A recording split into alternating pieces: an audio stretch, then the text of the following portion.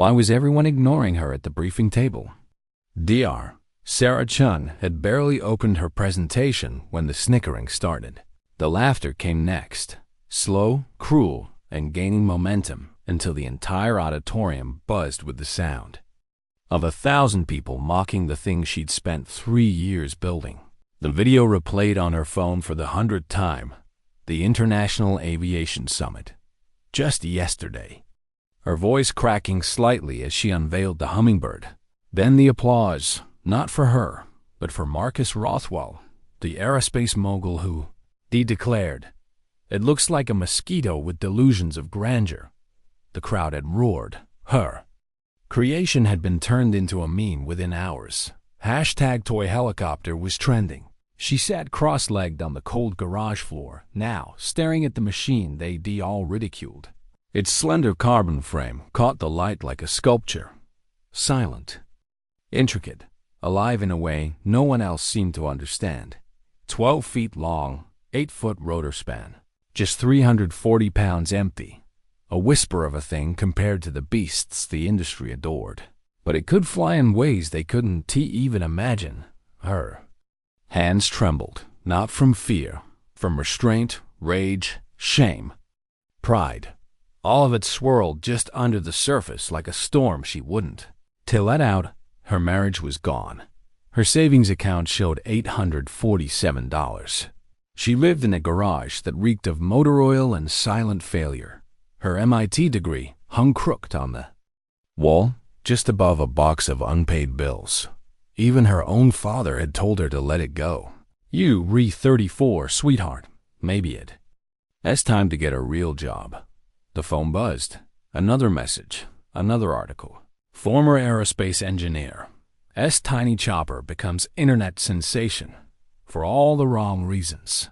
One image compared her aircraft next to a traditional Black Hawk. The caption read, "Participation Trophy Engineering at its finest." The top comment had over 2,800 likes. When you let arts and crafts majors near a CAD program, she set the phone down and rubbed her eyes. The cement floor was cold.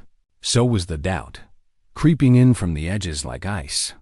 Maybe she was delusional? Maybe this really had been a 3-year, $500,000 descent in the madness. Her ex-husband David had certainly thought so. "You're not an inventor, Sarah. You're an addict. And your drug is this stupid helicopter." She'd taken out a second mortgage without telling him. That was the end. And yet, the hummingbird sat in the center of the garage like a quiet accusation.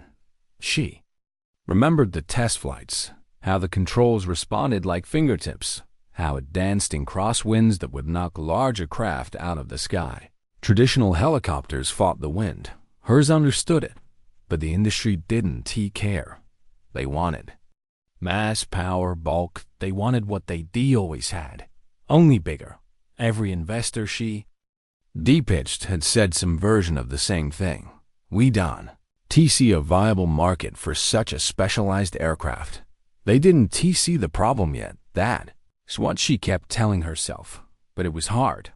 At 3 a.m., when the wind howled outside, and the garage floor pressed into her spine, and the world treated her like a footnote to her own life. Still, she knew this. When the right problem showed up, the kind of problem too tight, too violent, too chaotic for the giants, her hummingbird would be ready. That night, she made herself a promise. No more chasing recognition. No more proving herself to people who already decided she didn't count. From now on, she would build, fly, and perfect. Not for applause, but because this was what she knew how to do. At 3:47 a.m., the mountains answered. Why couldn't they reach the ledge? 12 climbers clung to a crumbling granite outcrop 800 feet above the canyon floor, their faces pale, eyes wide with the kind of fear that made grown men weep in silence. Devil, Canyon, Mount Harrison. A place locals avoided even on calm days. But this wasn't calm. This was aftermath. The 72 earthquake had struck at dawn. Tearing loose half the canyon wall, rockfall echoed for hours. The GS still drifted like smoke through the mountain air. The ledge they were stuck on, Widow Sledge, was no wider than a cafeteria table. Freezing wind knifed through the gorge. One false move, and they, DB ghosts. Captain Jake Morrison stood outside the mobile command center, binoculars to his face, trying to make sense of what his best pilots were telling him. "We can see them," came Lieutenant Torres' voice over the radio. "But sir, we can, to reach them, canyon. Too tight. Downdrafts are vicious." Nearly lost the tail rotor on first pass. Torres was flying a $15 million Sikorsky, a machine. Built for the worst conditions on Earth. It might as well have been a brick. "Negative on approach vector 1, Torres called again, voice clipped with frustration, requesting alternate vector from east. Sarah Kim, flying the next bird in line, didn't he even get that far? It's like threading a needle with a telephone pole. She radioed back, circling above. "My rotor. 65 feet across. The canyon narrows to 30 in places. It's not just risky. Captain, it's impossible." The wind screamed between the rock walls like something alive. And then Rodriguez, the most experienced pilot on the team, tried his luck. For a moment, Morrison thought they had a chance. The chopper dipped below the canyon rim, hugging the rock wall with surgical precision. Then the downdrafts hit. The twisted canyon created a Venturi effect. Air was funneled and squeezed, accelerating in chaotic bursts. Rodriguez's bird jolted sideways, then dropped like a stone. For 5 gut-wrenching seconds, the helicopter teetered on the edge of an inverted stall. Then, somehow, it clawed. Back into open air, Rodriguez landed trembling. "That wasn't flying," he said. "That was falling with engine noise." By noon, the storm front was visible on radar, Category 2, pushing 70 to 90 miles per hour winds, freezing rain by mid-afternoon. No one could survive the night up there. Morrison stared at the canyon. On his screen, every rescue helicopter grounded, his command post buzzing with analysts, weather updates, press calls. They had the finest tech in the country, and none of it mattered. "What is the plan?" the governor asked during a conference call. Her voice taut, "The whole damn country." Watching Jake. Morrison didn't answer. He just stood there, watching 12 small shapes huddled together on a ledge as narrow as a memory. He made the call at 11:30. All aircraft returned to base. We regrounded. There was silence in the command post, then angry muttering. Then the reality that 12 people were going to die. He looked again through his binoculars. One of the trapped climbers, a woman, was signaling with a mirror. Morse code, maybe, a cry across the void. Her name was Dr.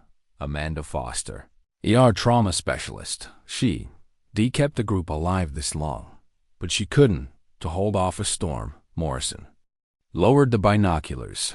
He felt it in his gut. Something breaking open inside. Pride? Protocol? His faith in the machines he spent his life commanding. He pulled out his phone, a number he never thought he call. It rang once, then twice. "This is Captain Morrison," he said when she picked up. "Colorado Search and Rescue. I'm about to ask you something that might sound crazy." There was a pause on the other end of the line, then a familiar voice, steady, quiet, clipped. "This is Dr. Sarah Chun." And with that, the wind began to change. She stood alone in the hangar. But what came next? No one expected. The call ended. Sarah's hands were still shaking. She had stared at the phone for a full minute after Captain Morrison hung up. Unable to move, the man who'd once smirked at her in front of 100 industry leaders had just begged for help. 12 people, one ledge. A storm barreling down the mountain. The finest aircraft in the country grounded by physics. And now, the internet joke. The punchline with a garage, the woman with $847 in her checking account. She opened the tarp over the Hummingbird and ran her fingers along its frame. It didn't T care about hashtags. It didn't. T need approval. It only needed air. Her father's voice echoed in her mind. Sweetheart, you're not trying to prove a point, are you? But she wasn't, not anymore. She wasn't T flying for them, not Rothwell, not her critics, not David, not the investors who shrugged at her slide decks. She was flying for the woman signaling from a cliff with a mirror, for the boy next to her, for 12 people who didn't have time left for arrogance, and maybe for herself. The hummingbird rolled silently into its transport trailer. The skies above were already darkening. She drove with white-knuckled focus, winding through mountain switchbacks as lightning bloomed along the horizon. Every bump in the road rattled her bones. She hadn't slept. She hadn't eaten. But none of it mattered now. When she arrived at the command post, the look started. Cameras turned. Reporters whispered. A woman in a flight suit pulling a trailer smaller than most. Food trucks, a voice called out. Dr. Chun, is this real? Are you actually going in with that thing? She ignored them. Captain Morrison approached. His uniform was rumpled, his face drawn. He looked like a man forced to gamble with lives he couldn't afford to lose. Dr. Chun, he said, flatly, thank you for coming. Up close, his doubt was barely hidden, but desperation had sanded down his pride. She pulled out her tablet. How far from canyon entrance to ledge? Roughly 1,200 meters, following the canyon curve, but 30-foot gaps, she finished. Winds up to 80 knots, vertical gusts, shear zones, rockfall. 3 of my pilots barely made it out alive, Morrison said. 2 refused. To go back, I don't to blame them. Sarah opened her flight data. My aircraft has an 8-foot rotor diameter. Total empty weight, 340 pounds. My controls respond within 80 milliseconds. Your birds weigh 15,000. Mine floats like a leaf. You. Retrying to dance with a hurricane, he said. She looked up, voice low. No, I'm listening to it. He studied her, then nodded slowly. We have 2 hours. After that, visibility is gone. Rain turns to sleet. A man stepped forward from the crowd. His voice cracked before he spoke. My wife is up there, he said. Dr. Foster, she is keeping them alive. Please, bring her back. Sarah didn't speak. She just nodded at the launch point. The hummingbird looked impossibly small beside the other helicopters. Grounded now, silent, powerless, as she suited up. A news crew zoomed in, whispering like they were watching. Daredevil prepare for a suicide stunt. She didn't care. She tuned them out, tuned everything out but the checklist. Throttle, controls, diagnostics, all green. She paused at the canopy, eyes closed, and let herself feel it, the fear. Not of crashing, not of dying, of failing, of being wrong after everything, of letting someone die because her dream had been too small, because she believed too hard. But when her eyes opened again, the doubt was gone. Through her headset, Morrison's voice cut in. Chun, you re-cleared for approach. If conditions worsen, I know the risks, she replied. I didn't. To come this far to watch people die from a distance. She eased the throttle forward. The hummingbird lifted clean off. The ground whispered quiet and began to fly toward hell. What kind of aircraft survives a storm no one else will fly into? The mouth of Devil S Canyon yawned open like a stone throat. Black, narrow, and waiting, wind howled through the gorge, scraping against rock like claws, even from her cockpit. Sarah could feel the violence waiting inside. She hovered there for a moment, engine thrumming beneath her like a heartbeat. Then she entered. The hummingbird didn't to fight the turbulence. It rode it. The gusts tried to throw her off course, but the aircraft adapted, sliding sideways, dipping, twisting, and always recovering. It felt less like piloting and more like conversation. The air would ask a question. The hummingbird answered. This is why I built you, Sarah thought.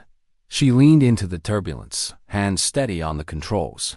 The hummingbird, slight weight frame didn't, to resist the chaos. It listened to it, folding into the wind's rhythm. Where heavier helicopters had been brutalized, hers slipped through like silk. Jesus Christ, came Morrison's voice through the comms. She's actually doing it. Sarah didn't to reply. She couldn't afford distraction. Below her, the canyon floor vanished into mist. The walls pressed in tighter.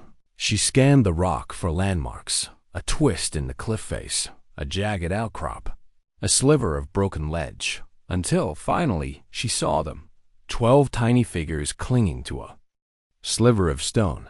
They were waving, jumping, crying. She keyed the external speaker. This is Hummingbird 1.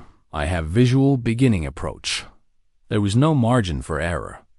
The ledge was barely wider than the hummingbird's skids. One wrong movement, one unexpected gust, and she clipped the rock and tumbled into the abyss. But Sarah, as breathing slowed, her grip tightened. She brought the aircraft in like threading a needle through glass. The first survivor to climb aboard was a woman, bleeding from the temple, limping. She stared at the aircraft like it was a hallucination. Are you serious? She asked. I'm very serious, Sarah said quietly. The woman climbed in. A teenage boy followed, cradling a dislocated shoulder. Sarah checked their harnesses, double-checked her own, then lifted off. The trip out felt longer. The storm's outer edge had arrived. Rain now falling in sideways sheets. Wind velocity jumped. But Sarah flew as if she'd been born in the canyon. She memorized the aerodynamics, the rhythm of the turbulence. The hummingbird danced again when she broke out of the canyon mouth. Cheers erupted from the crowd. Paramedics rushed in. Cameras flashed. Sarah didn't even unstrap. Just nodded at the flight crew and banked hard back toward the rock. Trip 2. Dr. Amanda Foster and a seasoned climber named Tom. Amanda had blood down her sleeve and exhaustion in her eyes. As they lifted off, she turned to Sarah and whispered, "That was impossible."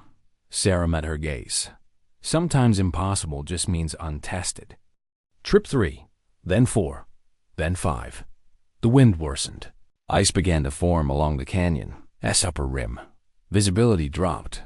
Each landing required sharper reflexes, more faith, and still she returned. By now, the media coverage had gone global. Every network had eyes on the mountain. A once-mocked prototype had become the only lifeline left. But none of that mattered to Sarah. Not the trending hashtags. Not the news crews. Not the investors surely scrambling now to reverse their rejections. What mattered was the next flight, the next soul. She barely noticed the tears on her cheeks. Why didn't she turn back? On the 6th and final trip, Sarah felt the hummingbird shift beneath her. Not from malfunction, but from strain. Icing was starting. Rain had turned to sleet. Her fingers were numb through the gloves. Her flight computer issued its first warning. Rotor efficiency, 73%. Descent vector recommended. She ignored it. 12 in, 10 out. 2 remained, Robert and Helen Chun. No relation. Just a cruel coincidence. Both elderly, both hypothermic. Robert had collapsed an hour earlier. Helen had stopped responding to signals. Amanda Foster had insisted they were still alive when she left them. Barely, Sarah squinted through the ice-slicked canopy. The canyon was no longer a challenge. It was a gauntlet. Visibility had dropped to near zero. Her HUD flickered. Gus slammed her from the side. "Chun," came Morrison's voice. "You need to abort. We've got ground crews heading up for body retrieval if we lose them. You've done more than anyone ever expected." She gritted her teeth. "We're not done." Silence, then a slow, resigned exhale. Copy that. The final descent was the hardest thing she'd ever flown. Wind shear shifted every 3 seconds. The sleet bounced off her windshield like pebbles. Her stabilizers hissed with overcorrection. Warnings flooded her screen. She pushed deeper into the storm. When she reached the ledge, she couldn't see the survivors at first, only a heap of snow and unmoving shapes. Her stomach dropped. Then Helen stirred. She raised one hand. Barely Sarah landed by feel. She opened the canopy into a barrage of wind and ice, climbed halfway out of the cockpit and crawled across the skid to reach them. Her hands barely worked. She gripped Robert under the arms, dragging him into the craft. He didn't stir. His lips were blue. Helen tried to speak, but only coughed. Sarah got them both inside. Checked pulse. Still there, weak. The hummingbird groaned against the wind as it lifted again, this time heavy, cold, and on the brink. Ice accumulated faster now. Alarm screamed. Sarah's breath came in shallow bursts. Her arms burned. Her vision tunneled. This wasn't flying anymore. It was survival. The rotors caught a sudden crosswind. The aircraft jerked 30 degrees off axis. Sarah countered, slid sideways along the canyon curve, nearly clipped a wall. A downburst hit. Altitude dropped fast. She whispered, "Come on, girl. Not now." Hummingbird answered, "Just over a ridge." The canopy cleared for 3 seconds. That's all she needed. She climbed, corrected, and broke through the mouth of Devil's Canyon. 12 people waited, shivering, crying, praying. When they saw the final 2, the crowd erupted. Paramedics pulled Robert and Helen from the cockpit, wrapping them in heated blankets. Sarah didn't move. Her arms hung at her sides, hands trembling violently. Ice clung to her helmet. Her eyes were open but unfocused. Then she exhaled, one long, shuddering breath. She had made it. What does it feel like when the whole world suddenly wants what it once laughed at? Sarah sat inside the hummingbird's cockpit, helmet in her lap, eyes unfocused. The sleet tapped gently against the canopy now, softer than before, like even. The storm had surrendered. Her breath fogged the glass. Outside, people were clapping, cheering, cameras flashing, reporters shouting her name, but it all felt distant. She had flown into the jaws of a storm that swallowed giants, and come out carrying lives, not data, not patents, lives. Through her headset, Captain Morrison's voice cracked, not with static, but something deeper.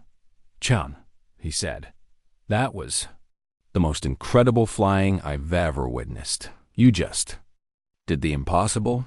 She didn't respond right away. Didn't need to. The evidence was already there, wrapped in blankets, alive, safe, breathing. She climbed out of the cockpit slowly.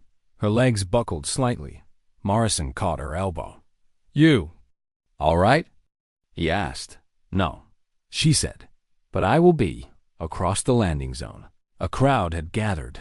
Civilians, reporters, volunteers, climbers, families. One man pushed through, eyes red, voice trembling. It was Amanda Foster's husband. He didn't speak, just pulled Sarah into a hug that said more than words ever could. And still, the media swarmed. Microphones, flashes, questions. "Dr. Chun, how did you design something like this? Is it true you were living in your garage? What do you say to the people who called it a toy?" She looked past them, at the survivors being loaded into ambulances, at the hummingbird, steaming in the cold, at Morrison, standing a little straighter. Now, and then she said, quiet but firm, "I didn't build it to prove anyone wrong. I built it because the problem was real, even when no one else could see it." The broadcast that night went viral. Rescue footage aired on every major network. The flight path through Devil's Canyon was dissected by aviation analysts with awe in their voices. The clip of her landing in 30-foot winds beside a 6-foot ledge became the most watched video of the year. And then came Rothwell, live on CNN, the same man who once compared her helicopter to a mosquito. "I was wrong," he said, eyes down. "Completely, utterly wrong. Dr. Chun has redefined rescue aviation, and I'll be the first to offer my company S resources if she S willing to lead the next generation of innovation. Offers flooded in emergency services, military contracts, search and rescue units from 6 continents. The same investors who ghosted her now offered 8-figure deals. Some sent apology letters. Some sent gifts. None of it surprised her. She hadn't. T built the hummingbird for them, but they had finally seen what she saw. Not a toy, not a prototype, not a headline, a lifeline. When you realize they already won. 3 days after the rescue, the garage smelled different. Not of motor oil and quiet despair, but of fresh packaging, new wires, solder smoke, and energy. Orders had come in from 22 countries. Her inbox overflowed military liaisons, wildfire command teams, avalanche response coordinators, all asking the same thing. How soon can we have one? Chun Aerospace was now a company, overnight. But Sarah stood in the same spot where she once cried at 3 a.m., wondering if her life had collapsed under the weight of a fantasy. The same crooked MIT degree still hung on the wall, but now there were people beneath it. Engineers, interns, safety officers, all staring at the hummingbird like it was something sacred. No one laughed now. Amanda Foster visited that afternoon, her walk still slow from the rescue, but her eyes sharp. 12 lives, a mountain, a helicopter the world. Thought was a joke. Amanda ran her hand along the frame. You saved us with something the entire world said couldn't to work. Sarah smiled. It wasn't. T's supposed to be possible, until it was. How does it feel to be right when everyone said? You were wrong? Sarah looked at the machine, quiet again, resting like it had done something ancient and noble. It doesn't feel like being right, she said. It feels like finally being heard. Within 6 months, Sarah S. Garage became a headquarters. Then a facility, then a campus, 200 employees, a backlog of $300 million in orders. The phrase micro-rescue aviation entered the global lexicon. Hummingbird units were deployed in alpine rescues, wildfire evacuations, flood zones. The world had changed, or maybe it had just opened its eyes. But Sarah never moved far from the workshop floor. She still flew every test unit herself, still climbed under the frame to check torque tolerances, still ran diagnostics by hand, even when software could do it in seconds. Because she remembered, not the glory, but the silence, the doubt, the smell of solder at midnight, the text from David telling her to give up, the second mortgage, the memes, the feeling that she might disappear before anyone ever knew what she tried to do. She remembered what it felt like to be called delusional for seeing things no one else saw, and she remembered the canyon, dark, narrow, breathing wind like fire, where giants failed, where one hummingbird flew. Why do some people only believe after the storm has passed? The ribbon-cutting ceremony felt surreal. Military brass in dress uniforms, politicians in pressed suits, banners reading "Innovation in Action." A new fleet of hummingbirds stood, gleaming under the midday sun, their polished carbon frames reflecting light like black diamonds. Sarah wore a blazer for the first time in years, but under it, the same calloused hands, the same quiet eyes. She smiled for the cameras, said the right things, shook the hands that once wrote her rejection letters. But part of her had already moved on. Her thoughts weren't with the governors or generals or investors. They were back in Devil S Canyon, somewhere between the first drop of sleet and the moment she seen Helen Chun stir beneath the snow. That was the moment everything changed. Not when the news cameras rolled, not when Rothwell called, not when venture capitalists flooded her inbox. But then, when a woman everyone else had written off moved her hand, ever so slightly, and reminded Sarah what mattered. Not the world's approval, but life, the preservation of it, the fragile, breakable, beating pulse of someone who still had a chance, if only someone dared to reach them. Sarah wasn't a hero. She didn't believe in that word. Heroes needed headlines. She just believed in solving problems other people ignored. And for years, they'd ignored this one. The canyon wasn't to just a rescue challenge. It was a metaphor of every narrow place she'd ever been, of every boardroom where her voice got softer the louder she tried to speak, of every dinner where she was asked when do you move on? Every silent judgment, every chuckle, every whisper behind closed doors. The world liked its pioneers loud, confident, tall. Sarah had been none of those things, but she had been right, and sometimes that's enough. At the edge of the crowd, Morrison approached. Hands in his coat pockets, no uniform today, just a man. Trying to say thank you. They re-putting you in textbooks now, he said with a dry smile. Chun, slaw, rescue viability in confined vertical spaces. She laughed softly. Do you rather just fly? You still think small? She glanced toward the hummingbird. Always, he nodded. Then said something she would never forget. I've been in command 22 years. I've seen a lot of pilots, some brave, some reckless, some brilliant, but what you did. He looked down. That was dignity in motion. And maybe that was it. The thing they all missed. It wasn't just the specs, the torque ratios, the flight precision. It was the spirit behind the machine, an unshakable belief that small things, quiet things, mattered. Later that night, back in her garage, Sarah sat alone, staring at an old photo.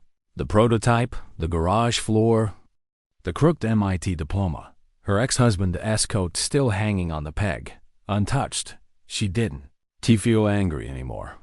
Just grateful. She had walked through fire and found her center, not in applause, not in contracts, but in the hush after a storm. Sometimes dignity doesn't to speak. It simply acts.